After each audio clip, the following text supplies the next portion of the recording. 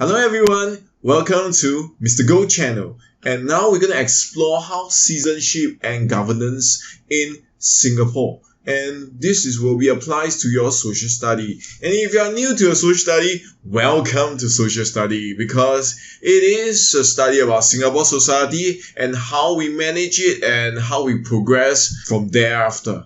So we are looking at the first chapter and we are looking at part number 1. What does it mean to be a citizen of my country? Issue 1, we are exploring citizenship and governance. So this issue is really about being part of Singapore society, and chapter 1 deals with what does it mean for you and me if you are a citizen to be a part of your country.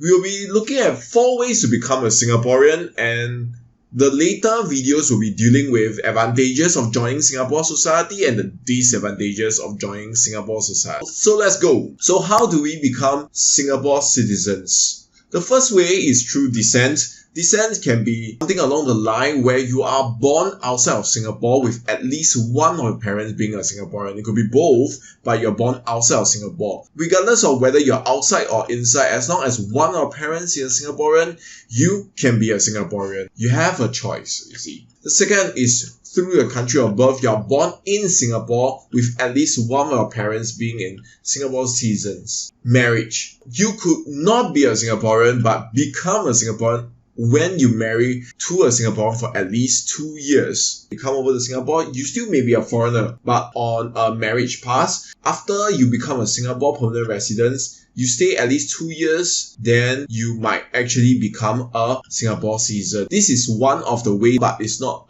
definitely a way. You still need to go through the approval process, because there are quite a number of marriage scams around. So if they decide that such scams is a way for certain individuals to get their Singapore citizenship, then they might actually void the marriage and arrest the person or the syndicate. 4. Naturalization is no longer granted. Please take note of this, that you will naturally be naturalized. Naturalization may apply to other countries but not really to Singaporeans. You have registration instead. You are a permanent resident for at least 2 years. You are employed or have invested in Singapore.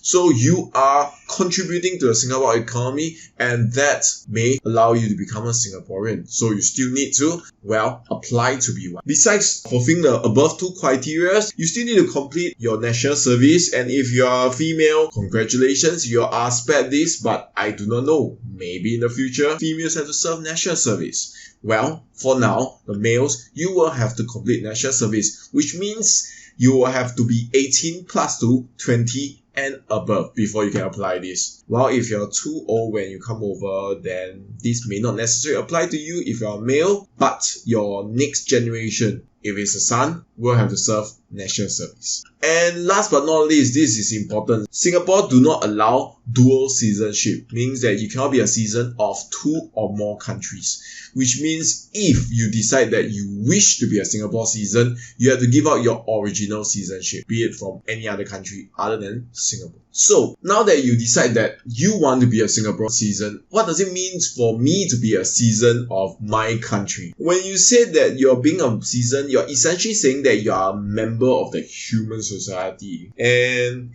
what society? Singapore society. You are choosing to be part of a human society. And a society essentially is talking about a community of people around you. So you are choosing to be part of the society. Alternatively, you can live in the wilds and choose not to be part of the human society, but Singapore is too small for that, so you may actually have to immigrate overseas. So let's take a look. When we are talking about society, we are talking about communities of people, right? So as a student, you're actually part of a class, and you will have your CCA, your co-curricular activity, and you're also part of it. Essentially, you're also part of a school that makes you a student, and that makes you part of a village as well. While in Singapore, we don't really call village, but maybe an estate, housing estate, that would be a more accurate description. Then moving to a town, we have just a whole area of land, which is like, let's say the Jurong area,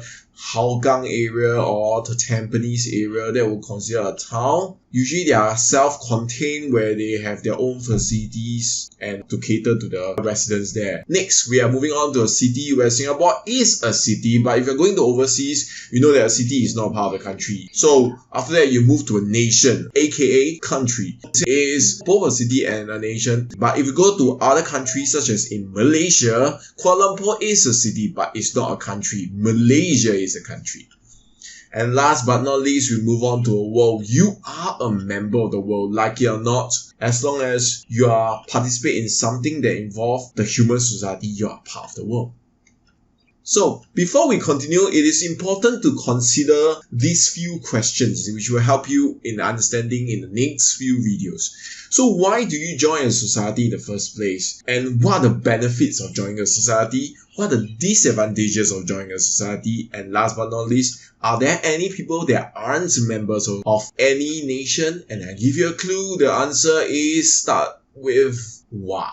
Okay, so we shall be moving on. As a conclusion, after the thinking process, we're looking at the advantages of joining a society. This will be a brief one, but it will be elaborated later on in the other videos. So we will be talking about shared labor, where we share our own labor with the rest of the society. We get the benefit of that. Think of it. How do you live in a house that's constructed by one person? That will take a very, very long time. So you have many people sharing their labor to build a house. Think housing estate and your HDB flat. Next, we share our knowledge. If you have specialized in a certain knowledge, for example, you are an expert at carpentry. So you may actually create a product which is a furniture which you can sell to other people, and they actually are able to enjoy the furniture based on your knowledge and your shared product, which is your shared labor as well, because you're spending the effort to create the furniture. So both your knowledge and labor is being shared with the rest of society. And you enjoy the law, which is the constitution, which constitution is basically the basic level of law which applies to every single human being within that society. So you enjoy the protection of the law, such as not being killed at will by anybody that will be unlawful. You have security to protect your right. If anything that goes wrong, the police is a public service which is to protect anyone and everyone. We have legality. The laws actually protect your rights. So the law, which is also part of the constitution, and if someone did something unlawful, they will be captured by the police, which is a security. Then we have the law which sues them and later they end up in jail or maybe even executed. Then last but not least, we have a shared identity. You feel they are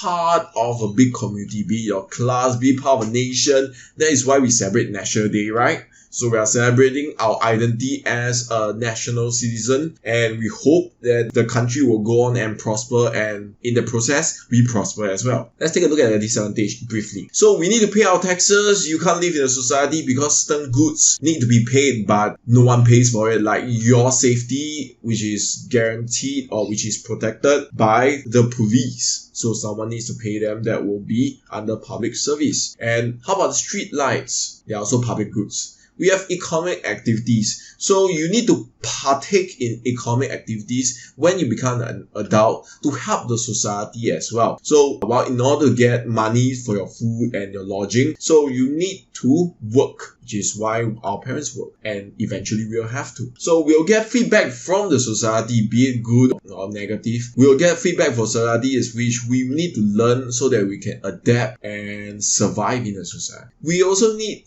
people to volunteer in the society because not everything is paid. Caring for someone cannot be quantifiable. You cannot give it a certain value, but it is needed. You need to care for people who need help because not everyone is able to help themselves. And we have defense. Defending Singapore is part of the national service, and usually the males will do it, but it's actually the females can actually do it as well, as when they sign on to the army, where they are paid to do so, but it's still part of service to a nation. And electoral duties. It is your important duty as a citizen to vote for the government that makes the best decision for the nation. Voting is your duty and it is important to vote. Is joining a society worth it to you? Is something for you to consider, but that is a very important question, which is why we're here, right? Studying social study. And would you ever choose to leave a society? And if that's the case, would you join other society or live in a place where there is no society? So is that even possible? So it's a question for you to think about, and when you have your answer, you will have a better and more comprehensive understanding.